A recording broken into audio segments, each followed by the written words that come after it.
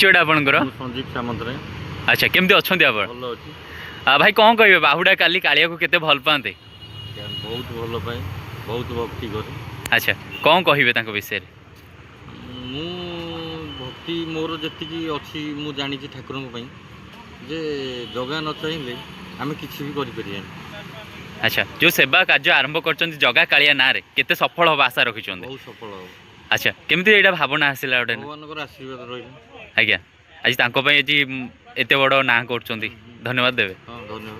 ଆଚ୍ଛା, ଆଉ କ'ଣ କହିବେ ଆଜିର ଯୁବପିଢ଼ିମାନଙ୍କୁ ଯେଉଁ ଭଳିଆ? ପିଢ଼ି ଆଜିକାଲି ଆମକୁ ଦେଖିକି ସେମାନେ ଆଗେଇ ଚାଲନ୍ତି। ଆଜ୍ଞା, କାହିଁକିନା ମୁଁ ଜାଣିଛି ଏତିକି ମାନେ ହାରିବା ପଛରେ ଜିତିବାର ବହୁତ ସମ୍ଭାବନା। ଆଜ୍ଞା, ତେଣୁକରି ଯିଏ ହାରି ନାହିଁ ସିଏ ଜିତିବା ଶିଖିନାହିଁ।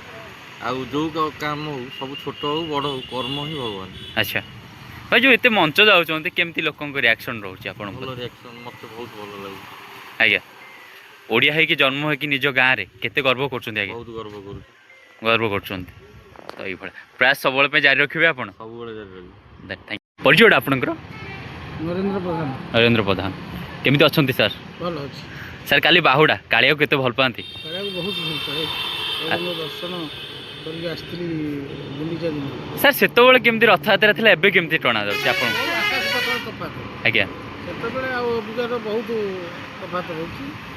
ବହୁତ ଲକ୍ଷ ଲକ୍ଷ ଲୋକ ଏବେ। ଆଜ୍ଞା, ଜାଗା ନାହିଁ, ଦାଣ୍ଡ ପୁରା ଫୁଲ। ଆଜ୍ଞା। ସାର୍, ଛୁଆଟି ବେଳେ ଯାଉଥିଲେ ରଥ ଟାଣିବାକୁ? ହଁ, ଯାଏ। ଏବେ ବି ଯାଉଛନ୍ତି? ଏବେ ବି ଯାଉଛି।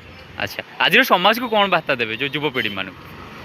ଏପଟୁ ଜଗନ୍ନାଥ ସମସ୍ତଙ୍କୁ ଆଶୀର୍ବାଦ କରନ୍ତୁ, ସମସ୍ତେ ପ୍ରଭୁଙ୍କ ଉପରେ ତାଙ୍କର ଲକ୍ଷ୍ୟ ରଖିଥାନ୍ତୁ, ଏମିତି ସଂସ୍ଥା ତାଙ୍କର ଜାରି ରହିଥାନ୍ତୁ। ଆଜ୍ଞା, ଥ୍ୟାଙ୍କ ୟୁ।